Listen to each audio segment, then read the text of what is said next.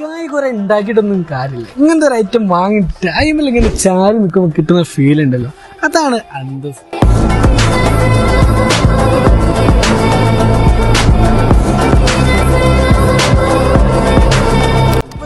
ഇന്ന് സെയിലിൽ വന്നത് ക്രിസ്റ്റയാണ്. ക്രിസ്റ്റനെ കുറിച്ച് പറയുകയാണെങ്കിൽ ഒരു ഹെയ്റ്റേഴ്സ് ഇല്ലാത്ത മുതലാണ് ക്രിസ്റ്റ.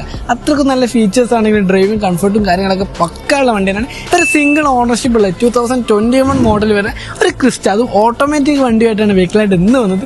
വണ്ടി നോക്കുകയാണെങ്കിൽ വേറെ തട്ടുമുട്ടും റീപ്ലേസ്മെന്റും കാര്യങ്ങളൊന്നുമില്ല.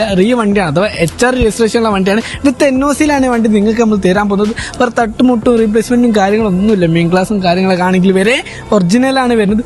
വെറും 96,000 കിലോമീറ്റർ ജെനും കമ്പനി ഹിസ്റ്ററും കാര്യങ്ങളൊക്കെ ഉള്ള സിംഗിൾ ഓണർഷിപ്പ് വണ്ടിയാണ്. ഫ്രണ്ട് 2 പുതിയ ടയറാണ്, ബാക്കിലാണെങ്കിൽ ഒരു 80% പ്ലസ് ആയിട്ട് ടയറും കാര്യങ്ങളൊക്കെ വരുന്നുണ്ട്. നല്ല അഥവാ എക്സ്റ്റൻഡഡ് വാറണ്ടിയും കാര്യങ്ങളൊക്കെ വരുന്നുണ്ട്. വേറെ കംപ്ലീറ്റ്സും കാര്യങ്ങളൊന്നുമില്ല. ബമ്പർ ടു ബമ്പർ ഇൻഷുറൻസും കാര്യങ്ങളൊക്കെ ഉള്ള 2021 മോഡൽ സിംഗിൾ ഓണർഷിപ്പ് വണ്ടിയാണ്.